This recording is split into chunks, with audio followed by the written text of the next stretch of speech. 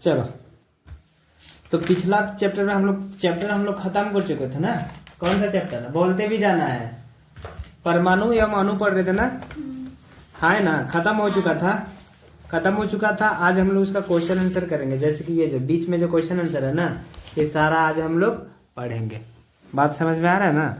तो चलिए हम लोग शुरू करते हैं। तो पहला क्वेश्चन क्या है?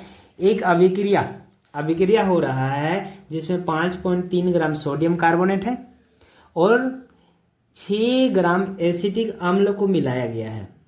समझ में आ रहा है? उसके बाद बोल रहा है 2.2 gram carbon dioxide, 8.29 gram sodium acetate एवं 0.9 ग्राम जल उत्पाद के रूप में प्राप्त होता है। तो यहाँ देखो, जब कभी भी रासायनिक अभिक्रिया होगा तो दो गो चीज होगा, अभिकारक और उत्पाद। अभिकारक एवं उत्पाद। अभिकारक किसको कहेगा? जो रासायनिक अभिक्रिया में भाग लेता है, इसको क्या बोलेंगे? अभिकारक। उदाहरण के तौर पर समझो, ये रासायनिक अभिक्रिया है नहीं, लेकिन फिर भी समझो। जैसे कि चीनी और पानी को मिलाए, समझ में आया ना? किसको किसको मिलाए? चीनी और पानी को मिलाए ना, तो ये दोनों क्या हो जाएगा? अभिकारक। समझ लो, लेकिन ये रासायनिक नहीं है, खाली समझा के नहीं बता रहे। और बन क्या गया? शरबत। तो क्या बन गया मेरा? उत्पाद। बात समझ में आया ना? तो सुनना, तो यही बता रहा है कि क्या क्या निर्माण हो गया ये बिना। तो जल उत्पाद के रूप में प्राप्त होता है। तो बताना है इस अभिक्रिया द्वारा दिखाइए कि ये जो परीक्षण है द्रव्यमान संरक्षण के नियम के अनुरूप है कि नहीं है, बताना है। तो द्रव्यमान संरक्षण के नियम के अनुसार हमको क्या देखना होगा? अभिकारक वाला और उत्पाद वाला दोनों तरफ यदि समान आया तो ये द्रव्यमान संरक्षण का नियम को क्या किया? फॉलो किया। नहीं तो ये फॉलो नहीं करेगा। उदाहरण देखो, सोडियम एसिटेट साथ में किसको मिलाया? एसिटिक अम्ल को मिलाया। क्या बनाया? सोडियम एसिटेट प्लस में बोलते जाओ कार्बन डाइऑक्साइड और जल का निर्माण किया। समझ आ गया?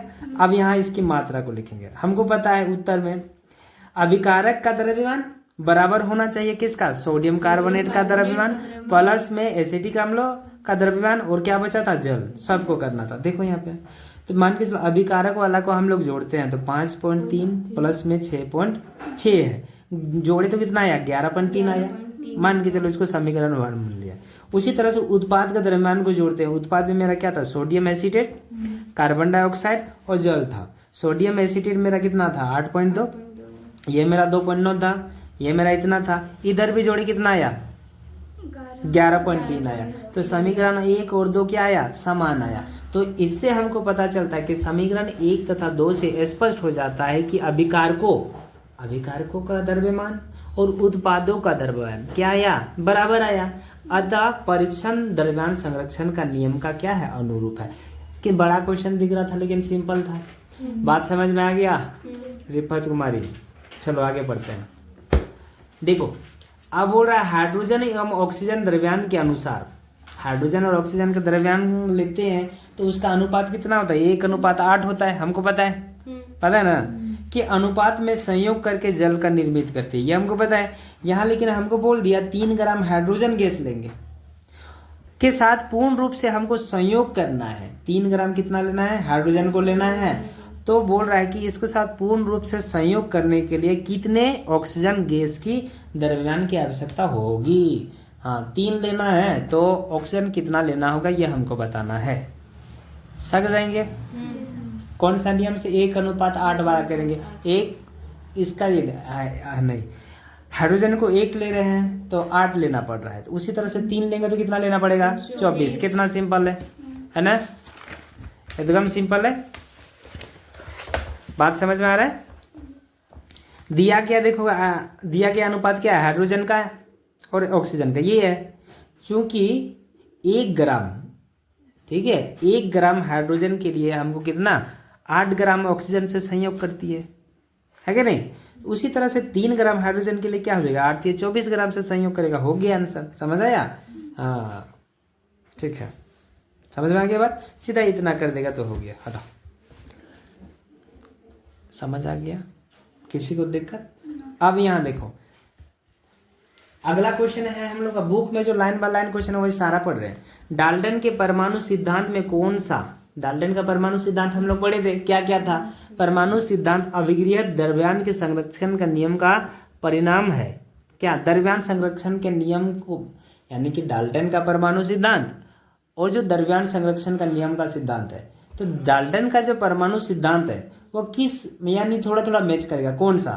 तो डाल्टन के सिद्धांत का दूसरा वाला अभिगृहत जो है ना द्रव्यमान के संरक्षण के नियम का परिमाण है, जो इस प्रकार है, समझो। परमाणु अविभाज्य सूक्ष्मतम कण है, ठीक है। परमाणु अविभाजित सूक्ष्म कण है जो रासायनिक अभिक्रिया में ना तो सृजित होता है और ना ही विनाश होता है। यही तो क्या बोलते हैं, यही तो क्या है, द्रव्यमान संरक्षण का भी नियम था। द्रव्यमान ना तो सृजित होगा और ना ही विनाश होता है। बात समझ में आ गया? चौथा नंबर का क्वेश्चन है कि डाल्टन के परमाणु सिद्धांत का कौन सा अभिगृहित निश्चित अनुपात के नियम की व्याख्या करता है? वो ये भी निश्चित अनुपात मतलब कुछ निश्चित अनुपात में हमको मिलाना होगा, जैसे कि हम लोग ये वाला क्वेश्चन बनाए थे ना, उसी तरह देखो यहाँ पे डाल्टन के सिद्धांत की अभिगृहित चौथा वाला निश्चित अनुपात के नियम की व्याख्या करता है।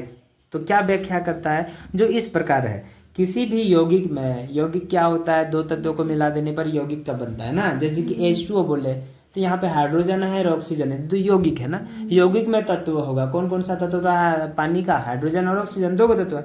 यौगिक में परमाणु के सापेक्ष में संख्या एक प्रकार निश्चित होते हैं। और एक बार सुना, किसी भी यौगिक में परमाणु की सापेक्ष संख्या कैसी होती है?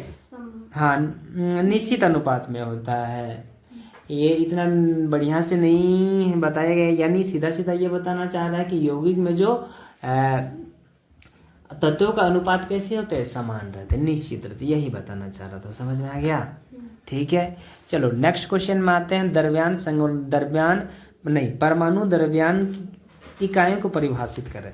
उदाहरण के कहने का मतलब है कि हम बोलते हैं ना परमाणु द्रव्यमान क्या होता है ना। जैसे कि तुम लोग को बोले जाएंगे सोडियम का कितना होता है, ऑक्सीजन का कितना होता है, ऑक्सीजन का कितना होता है 16 ना। तो ये जो है ना 16 कैसे दिया गया, किस तरह से नापा गया?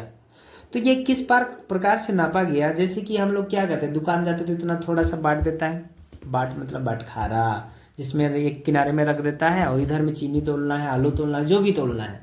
बात समझ आ रहा है ना? सबको तोल करके उसका कंपेयर किया जाता है, एक सापेक्ष ले लिए द्रव्यमान में, और उसके बाद आगे में हम लोग तोलते हैं। इसी तरह से परमाणु द्रव्यमान का जो कार्बन है,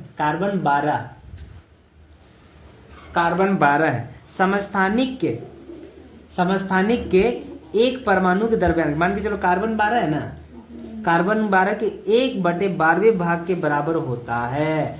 सिंपल सा समझो, मान के चलो एक तरबूज है ना, तरबूज को 12 टुकड़ा कर दिए, समझ में आ गया? 12 टुकड़ा कर दिए, तो 12 टुकड़ा में से जो एक टुकड़ा आएगा ना, उसके साथ सबको क्या किया? कंपेयर किया है। बात समझ में आया? और सुनना, परमाणु द्रव्यमान का जो कार्बन 12 है, ठीक है, समस्थानिक पढ़ेंगे अगला चैप्टर में। समस्थानिक के एक परमाणु के द्रव्यमान के 1/12वें भाग के बराबर होता है। ये क्वेश्चन पूछा जाता है एग्जाम में, ठीक है? समझ में आ रहा है बात? नहीं समझ में आ रहा है तो तुम लोग को पता है क्या करना है, घर में जाकर के सूत जाना है क्या? हाँ।